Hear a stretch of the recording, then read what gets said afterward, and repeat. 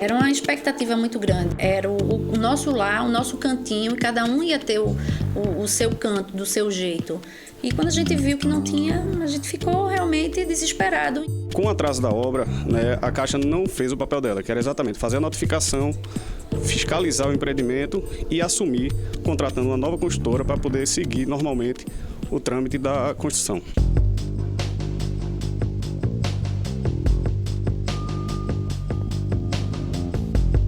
Mesmo ele anulando as multas, se ele não trocasse a placa, ele ia continuar recebendo multa. Por quê? Porque havia outra placa igual rodando em algum outro lugar com o mesmo número que ele usava. À época da elaboração da lei, nós não tínhamos um número existente hoje de casos de clonagem de veículo. Então não via-se essa necessidade de ter essa abertura para essa troca. A placa do veículo é como se fosse o CPF do veículo.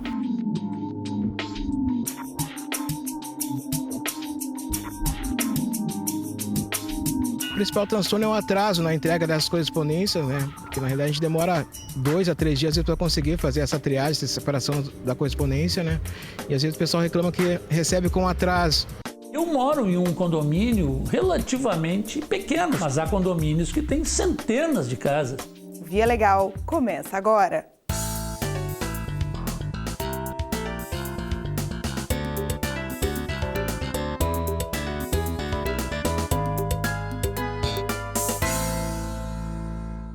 A Caixa Econômica é hoje um dos principais alvos de ações que tramitam na Justiça Federal. Muitos casos estão relacionados a rendimentos e retiradas do FGTS, mas a maioria diz respeito a reclamações de pessoas que financiaram imóveis. Atualmente, existem cerca de 19 mil processos em andamento contra o banco. Um deles foi movido por moradores de um condomínio na região metropolitana de São Paulo, como mostra a repórter Letícia Lagoa. O tamanho da rachadura na fachada da casa impressiona, mas é do lado de dentro que dá para ver melhor a dimensão do estrago. Os danos foram causados por uma forte chuva 10 anos atrás e até hoje as famílias sofrem as consequências. Quando chove aqui é um pesadelo, dá vontade de pegar as crianças, são 5 filhos e 2 netas, dá vontade de pegar as crianças e nunca mais voltar para esse lugar. Esse pesadelo começou poucos meses depois da entrega das chaves aos moradores do residencial Vila das Flores, que fica em Cotia, na região metropolitana de São Paulo. A professora Andresa tinha acabado de se casar e foi a primeira a ocupar uma das 124 casas financiadas pela Caixa Econômica Federal. Foi muito difícil, né? Porque nós estávamos estabilizados aqui na casa. Só que aí começava a chover, a gente tinha muito medo de tudo. Era erosão, era abertura de crateras, era muro que caía, era a casa que se desprendia do bloco. Foi muito difícil. As casas recém-construídas de Andresa e de outros 12 proprietários ficam em uma área aterrada do residencial. Quando as falhas estruturais começaram a aparecer, a Prefeitura de Cotia interditou os imóveis. Este documento de desocupação, emitido na época pela Defesa Civil, mostra que os moradores corriam risco. Por isso, eles abandonaram as casas às pressas. Meu Deus, para onde vamos, né? Porque o nosso sonho era ficar aqui. Né? A nossa morada era essa. E aí cada um foi procurar o seu rumo, né? Porque tinha que procurar aluguel e aí a construtora ficou se responsabilizando de pagar esses aluguéis, só que isso não aconteceu. Sem auxílio moradia, as famílias retornaram. A construtora chegou a fazer alguns reparos, reforçou as estruturas das casas e construiu muros de arrimo para conter as erosões. Mas para a Ângela, que mora na penúltima casa do condomínio, nada adiantou. Isso aqui foi tudo aterrado. Então, conforme vai chovendo, vai cedendo. Então, a gente fica... a nossa sorte é que está na seca agora, né? Então, não estamos tendo tanta chuva. Mas, antigamente, quando chovia direto, as enxurradas levavam toda a terra. Então, conforme o tempo vai passando, isso está cedendo as casas. Então, a gente não tem segurança nenhuma, né? Sem condições mínimas de moradia, um grupo de proprietários entrou na Justiça Federal contra a construtora, a incorporadora e também contra a Caixa, responsável pelo financiamento da obra. As famílias pediram nos tribunais a reparação por todos os danos, prejuízos e desgastes provocados pela negligência das empresas. A gente entendeu que a Caixa ela era corresponsável pela obra, porque ela tinha o dever de fiscalizar, né? Se ela fiscalizou ou não, isso já não importa para os compradores, porque quando eles viram lá o nome da Caixa na propaganda, que era garantido pela Caixa Econômica Federal, eles não conheciam a construtora, mas conheciam a Caixa, a segurança do banco. O processo chegou ao Tribunal Regional Federal da Terceira Região, que condenou as empresas envolvidas a pagar uma indenização por danos materiais. O valor foi calculado com base nas prestações do financiamento, no condomínio e no preço do aluguel, que os moradores pagaram quando foram obrigados a sair do imóvel. A Justiça determinou ainda que todas as famílias prejudicadas recebam uma indenização por danos morais, no valor de R$ 9.600. A Caixa já avisou que vai entrar com recurso. Enquanto a reparação por todos os transtornos não chega, Maria do Socorro continua morando com 5 filhos e 2 netos nesta casa, que ainda corre o risco de desabar. Eu estou há 12 anos morando nessa casa, nessa situação. Cada dia que passa está pior, está ficando pior e não sabemos o que pode acontecer, né? Pode ser que chegue a desabar alguma coisa mais grave e estamos aí, né? Eu não quero que uma outra pessoa passe o que eu estou passando. A Caixa Econômica vendeu essa casa para mim. Eu não vendo essa casa para uma outra pessoa. Nesse estado, não.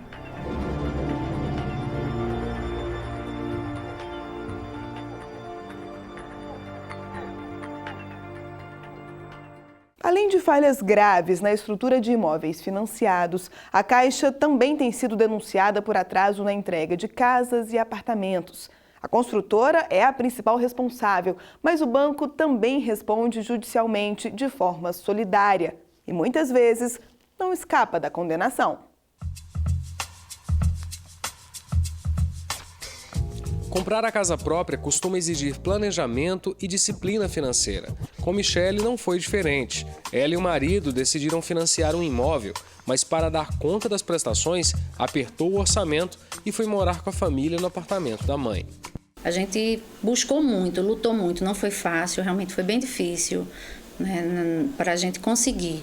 Então era o sonho mesmo, acho que de toda a família, e a nossa não era diferente. Com as despesas reduzidas, ela conseguiu manter as contas em dia.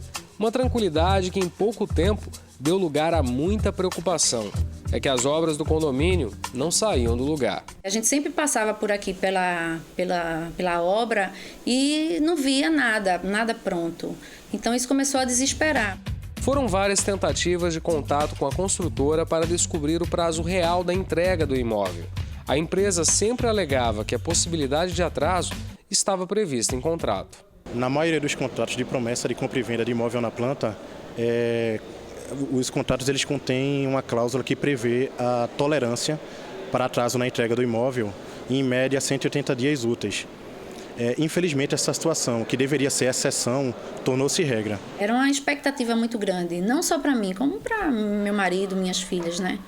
Que cada um ia ser, era o nosso lar, o nosso cantinho, e cada um ia ter o seu canto, do seu jeito. E quando a gente viu que não tinha, a gente ficou realmente desesperado. E agora, o que é que a gente vai fazer? A gente vai ter que reprogramar a vida da gente. Diante da demora e do silêncio da construtora, o casal voltou a viver de aluguel, mas não interrompeu o pagamento das prestações do imóvel. O apartamento, que faz parte do programa Minha Casa Minha Vida, deveria ter sido entregue em junho de 2012, mas só ficou pronto no ano passado. Por todos os transtornos, Michele decidiu procurar a Justiça Federal. A ação foi movida contra a construtora MRV e também contra a Caixa Econômica Federal, que não tomou as providências previstas em contrato. Com o atraso da obra, né, a Caixa não fez o papel dela, que era exatamente fazer a notificação, fiscalizar o empreendimento e assumir, contratando uma nova construtora para poder seguir normalmente o trâmite da construção. O caso chegou ao Tribunal Regional Federal da 5ª Região. Os desembargadores entenderam que tanto o banco quanto a MRV Engenharia são responsáveis pela entrega do imóvel e, por isso, terão de indenizar Michele no valor dos aluguéis que ela pagou durante o período de atraso. Para esse advogado especialista em causas imobiliárias, é importante ficar atento na hora de fechar negócio.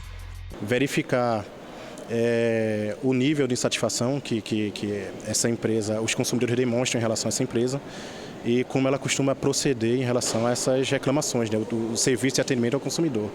Também eu recomendo no ato, numa fase ainda anterior à contratação, guardar os informes publicitários, porque é comum a divergência de informações entre o que é ofertado na publicidade ou o que é ofertado pelo corretor presente no plantão, no estande de vendas, e o que está previsto em contrato.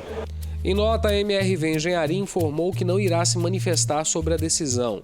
Já a Caixa deixou claro que vai entrar com recurso e afirmou que a entrega dos imóveis é responsabilidade apenas da construtora.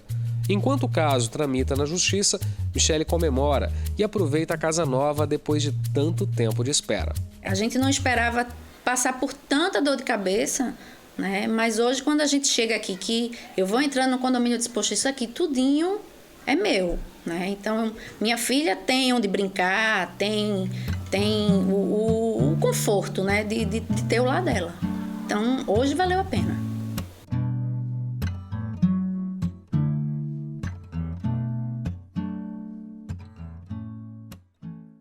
Você já precisou trocar a placa do seu carro? Quem um dia foi vítima de clonagem sabe que a tarefa é quase impossível.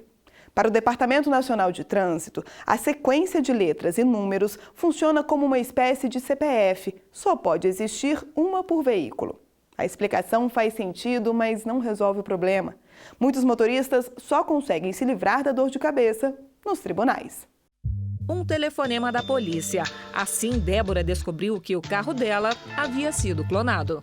Eu recebi uma ligação de uma delegada da polícia. Ela me pediu para comparecer à delegacia porque ela disse que meu carro havia sido clonado. Ela me fez uma série de perguntas a respeito do carro, onde eu estava no dia anterior, fazendo o quê, se eu tinha como provar, porque o meu carro tinha sido usado num furto no Guará 2. O primeiro passo foi registrar o boletim de ocorrência. Começava aí a saga da jornalista para se livrar das multas que chegaram nos dias seguintes. Foi uma no Detran, uma no DR, e a do Detran eu consegui, ganhei, mas a do DR eles não aceitaram. Tive que pagar R$60 de multa na época. E o pior ainda estava por vir. O veículo com a placa clonada foi usado em diversos crimes. Foram 3 crimes. Todas essas vezes eu fui à delegacia e registrei a ocorrência para poder dizer que não era eu, que eu estava trabalhando, que eu estava com o carro, mas não era eu, que eu estava em outro lugar, porque eu tinha sempre que provar que não era eu que estava conduzindo o carro no momento. Todos os flagrantes aconteceram em 2010. Débora conta que na época procurou o Detran do Distrito Federal para trocar a placa, mas o pedido foi negado.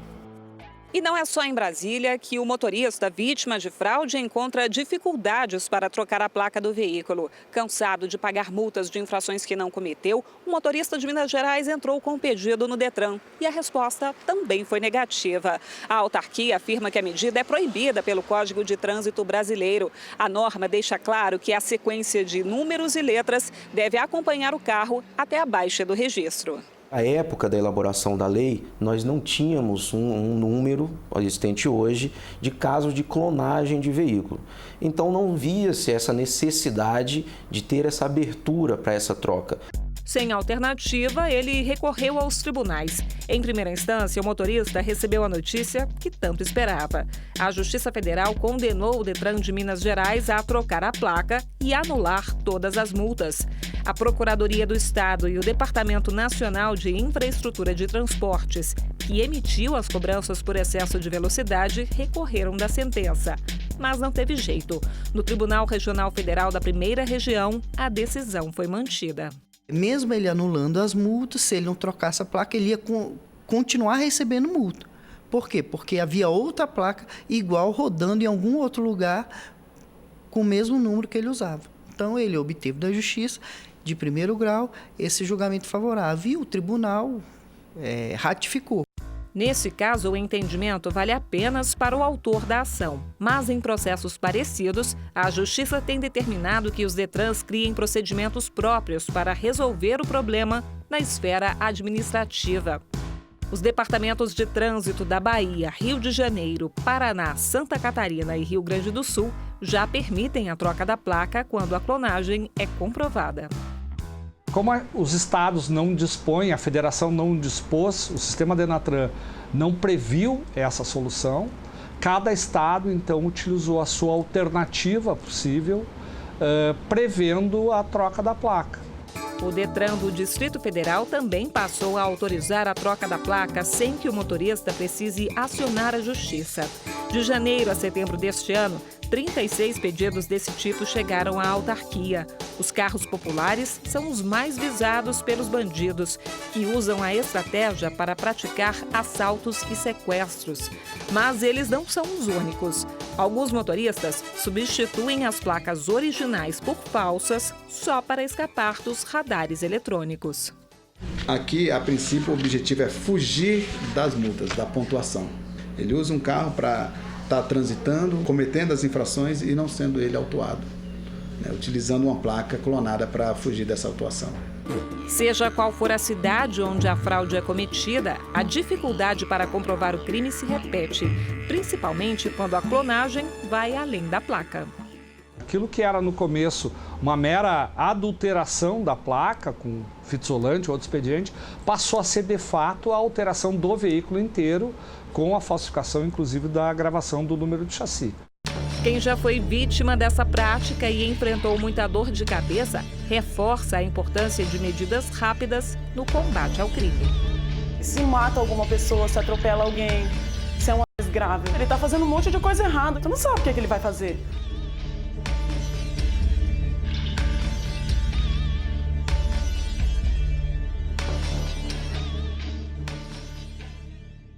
A reportagem que você vê agora é, na verdade, um alerta a servidores públicos aposentados.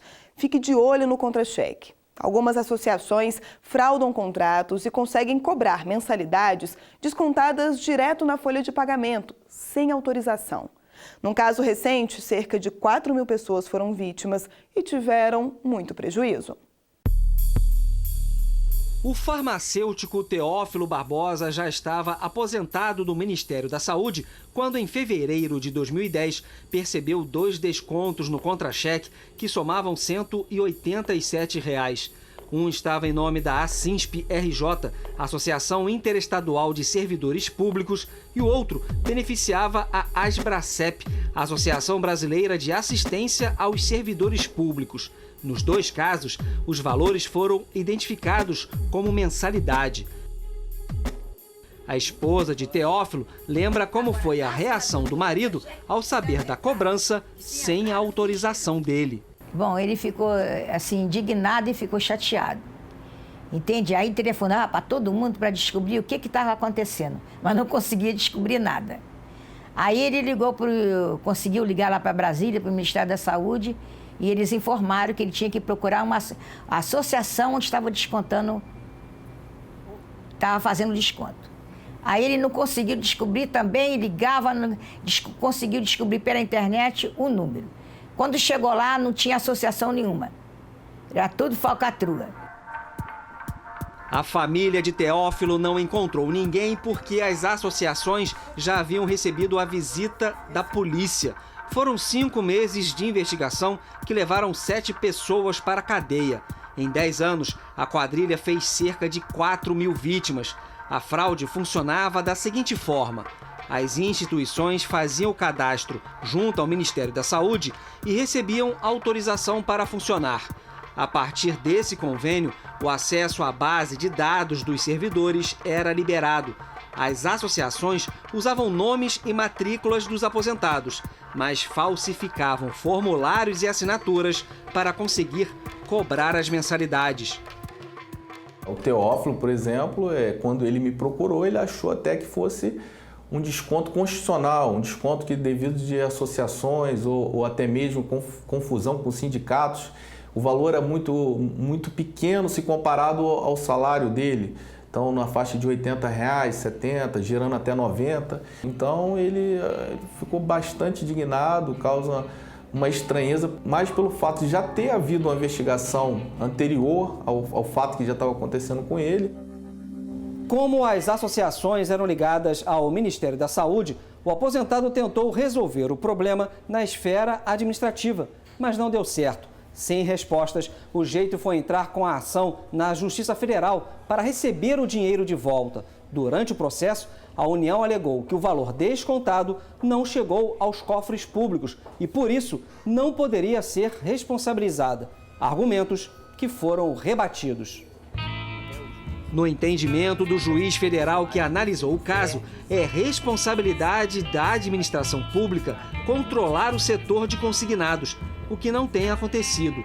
De acordo com o magistrado, a União deve, sim, responder pela falha. Segundo o TCU, existiram casos em que o servidor demorou até 3 anos para perceber que aquela associação estava fazendo um desconto que ele não havia autorizado, já que o valor era baixo e estava somado a outros descontos e muitas vezes o servidor não olhava mês a mês o contra-cheque, porque nem sempre o servidor verifica todo mês o contra-cheque, vê o valor na conta e como não dava uma diferença significativa, isso acabava ficando de lado. Na decisão de primeira instância, o juiz determinou que os descontos fossem suspensos imediatamente. Além disso, a União foi condenada a devolver os valores abatidos irregularmente e ainda pagar R$5 mil de indenização por danos morais. Como o Teófilo morreu em 2012, a filha e a esposa do aposentado têm o direito de receber o dinheiro. O dano moral seria interessante para inibir esse tipo de atuação. Não só pelo dano à personalidade, aquela coisa, mas pelo caráter punitivo. Eu acho que seria mais, no caso dele, por esse caminho. Este especialista em direito do consumidor explica que, apesar dos descontos em folha serem permitidos só após autorização, os aposentados devem sempre conferir o contra-cheque e saber o significado de todos os lançamentos. Muitas vezes nem sabe o que se trata, porque no contra-cheque do serventuário vem sempre com siglas. E o serventuário muitas vezes não tem como dominar todas aquelas siglas. E isso já também impõe à União uma responsabilidade que ela fere o princípio de transparência na relação de consumo, que está ali estabelecido.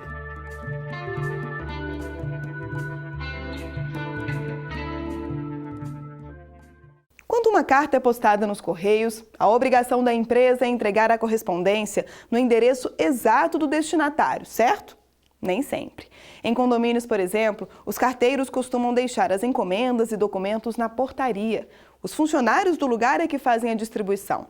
Uma prática recorrente que tem sido motivo de muita reclamação.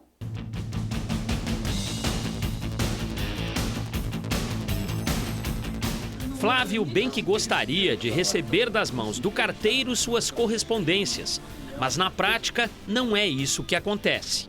Eu penso que o serviço do correio ele seria mais completo se a gente posta a carta numa agência do correio, essa carta vai para os centros de triagem, lá é distribuída, vai para a mão do carteiro, o carteiro vai até o lugar do destinatário e entrega essa carta. O problema é que o professor mora em um condomínio fechado na zona sul de Porto Alegre. E lá, os Correios não entram para entregar as cartas. Elas são distribuídas pela administração do local. Eu moro em um condomínio relativamente pequeno, são 70 casas. Mas há condomínios que têm centenas de casas. A mesma situação ocorre neste outro condomínio que fica em Gravataí, a 30 quilômetros de Porto Alegre. Assim como lá onde o Flávio mora, as correspondências também são deixadas na portaria central. Mas como o número de moradores é bem maior, aqui o problema se agrava. Ao todo, o residencial Alphaville tem 200 casas. Nossa equipe flagrou o momento em que o carteiro chegou e deixou as correspondências na portaria. Por semana, são feitas pelo menos 3 entregas. E a cada vez, de 150 a 200 correspondências são deixadas. Um volume muito grande que tem dado dor de cabeça para os moradores e para a administração do condomínio. O principal transtorno é o atraso na entrega dessas correspondências, né? Porque na realidade a gente demora 2 a 3 dias para conseguir fazer essa triagem, essa separação da correspondência, né? E às vezes o pessoal reclama que recebe com atraso. Diante da dificuldade, a Associação de Moradores do Condomínio Alphaville entrou na justiça para que os Correios sejam obrigados a entregar as cartas diretamente nas casas. Na ação, ressaltaram que o residencial é um loteamento urbano com ruas que possuem código postal. A ação foi julgada e o pedido aceito em primeiro grau, mas os Correios recorreram ao Tribunal Regional Federal da 4ª Região. Alegaram que o condomínio está numa área fechada e as casas não têm caixas receptoras individualizadas. Mas não teve jeito, a decisão foi mantida.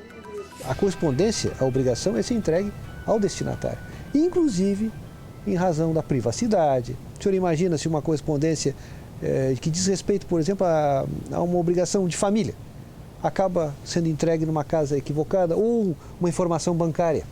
Quer dizer, então, fere-se o princípio da privacidade, que está previsto, inclusive, na própria Constituição, né, o seu resguardo, e no Código do Consumidor, né, que se projeta nessas relações.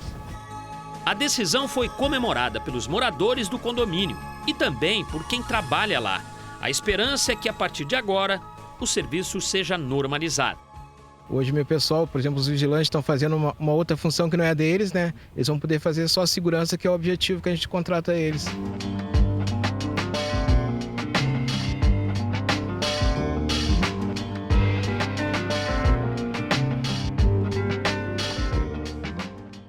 E o Via Legal está terminando. Para rever essas e outras reportagens que já fizeram parte do programa, basta acessar nossos canais na internet.